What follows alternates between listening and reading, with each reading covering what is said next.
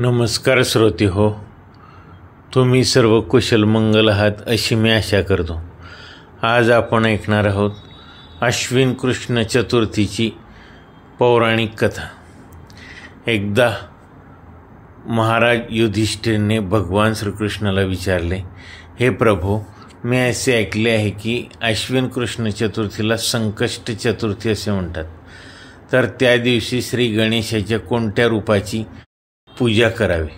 तेव्हा भगवान श्रीकृष्ण म्हणाले, असाच प्रश्न पूर्वी पार्वतीने श्री गणेशास केला होता। पार्वतीने विचारले होते की अश्विन कृष्ण चतुर्थीचे व्रत कशा प्रकारे करावे, हे व्रत केल्याने कोणते फळ मिळते, त्या दिवशी कसले हवन करावे। त्यावेळी गणेशाने शैलपुत्री पार्वतीस हसून उत्तर दिले होते की त्या दिवशी कृष्ण पिंगाक्ष नावाच्या श्री गणेश रूपाची पूजा करावी, दिवसभर निराहार राहावे, काहीही खाऊ नये, संयमाने राहून श्री गणेश रूपाचे ध्यान करावे, श्री गणेशास नाम मंत्र जपावा, चंद्रोदयानंतर श्री गणेशाची पूजा करावी, त्या दिवशी हळदी मिश्रित दुर्वांचे हवन करावे, त्यामुळे सप्त दीपांचे 7 खंडांचे राज्य प्राप्त होते, बलाढ्य शत्रूसही जिंकता येते। याविषयीची कथा अशी आहे, वामन रूपधारी विष्णूला पृथ्वी अर्पण करणाऱ्या महापराक्रमी बली या दैत्याला अनेक मुले होती। त्यातील सर्वात मोठ्या मुलाचे नाव बाणासूर होते।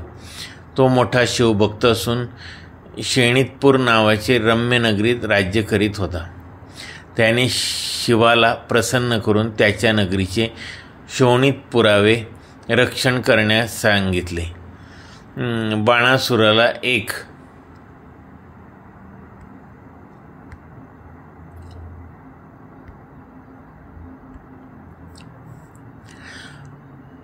एक मुलगी होती, तिचे नाव उषा। कुमांड हा बाणासूरचा मंत्री होता, त्यालाही एक मुलगी होती, तिचे नाव चित्रलेखा। उषा आणि चित्रलेखा या एकमेकीच्या जिवलग मैत्रिणी होत्या। एकदा बाणासुराची मुलगी उषाने स्वप्नात श्रीकृष्णाचा नातू अनिरुद्ध यास पाहिले। त्याचे रूप पाहून ती मोहित झाली। आपली जिवलग मैत्रीण चित्रलेखेस तिने सारे चित्रलेखेत प्रवीण होती। उषेला ओळख पटावी म्हणून तिने बऱ्याचशा देवता, गंधर्व, सिद्ध, चारण, पद्नग, दैत्य, विद्याधर, यक्ष आणि मानव यांची चित्रे काढून दाखवली, पण ओळख पटेना। मनुष्याची चित्रे काढताना तिने भगवान श्रीकृष्णाचे आजोबा शूर, नंतर वडील वसुदेव, नंतर भगवान श्रीकृष्ण, नंतर त्यांचा मुलगा प्रद्युम्न व शेवटी त्यांचा नातू अनिरुद्ध यांची चित्रे काढून दाखवली। तेव्हा अनिरुद्धची चित्र तिने काढले तेव्हा ओळख पटून उषा म्हणाली की तिच्या मनात मोहित करणारा व स्वप्नात पाहिलेला तोच पुरुष आहे। त्या पुरुषास कुठूनही शोधून आणण्यास तिने चित्रलेखेस सांगितले। चित्रलेखा योगिनी व महाविनी होती, तिला गुप्त होता येत असे व आकाशमार्गाने प्रवास करता येत असे। तिला योगबलाने समजले की तो पुरुष श्रीकृष्णाचा नातू असून द्वारकापुरीत राहत आहे। तेव्हा ती आकाशमार्गाने रात्रीतून द्वारकेत गेली।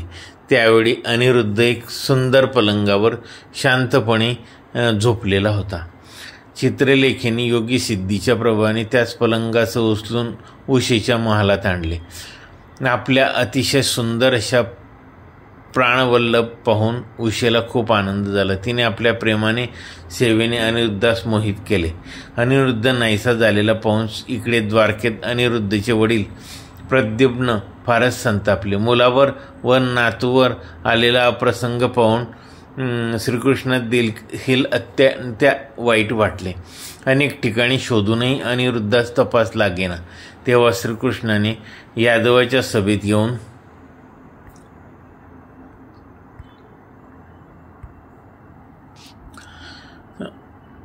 लोभश ऋषीचे दर्शन भगवान श्रीकृष्णाने महर्षी लोभश यांना विचारले, हे मुनिवर, अनिरुद्धच्या अपहरणामुळे आम्ही सारे अत्यंत दुःखी असून काळजीत आहोत। त्यास कोणी नेले हे आपण कृपया सांगावे. महर्षी लोमेश म्हणाले, हे कृष्णा, दैत्यराज बलीचा वडील मुलगा बाणासूर हा शोणितपूर नगरीत राहत आहे. त्याच्या मुलीचे नाव उषा असून त्याच्या मंत्र्याच्या मुलीचे नाव चित्रलेखा आहे. उषेच्या सांगण्यावरून चित्रलेखेने अनिरुद्धास योगबलाने अपहरण केले आहे. बाणासुराशी युद्ध करून तुम्हास अनिरुद्धची सुटका करावी लागेल. परंतु बाणासूर हा महापराक्रमी असून त्यास हजार हात आहेत.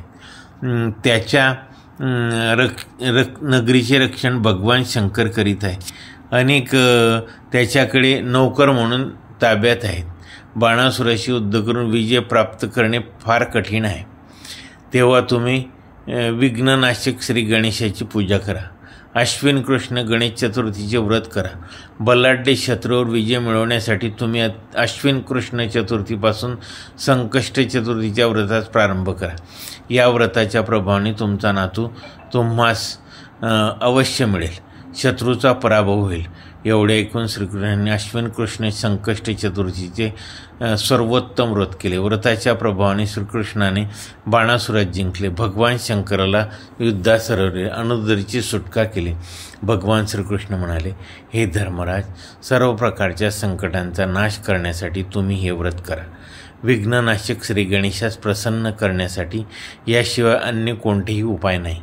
या व्रताच्या प्रभावाने तुम्ही रणांगणावर विजय होऊन सर्व राज्यांचे अधिकारी व्हाल. या व्रताचे महात्म्य आपण कथन केले. आपण श्री गणेश चतुर्थीच्या निमित्ताची कृष्ण चतुर्थीची कथा शांतपूर्वक ऐकल्याबद्दल धन्यवाद. माझ्या या कथेला लाईक, शेअर व चॅनलला सबस्क्राईब करायला विसरू नका. धन्यवाद.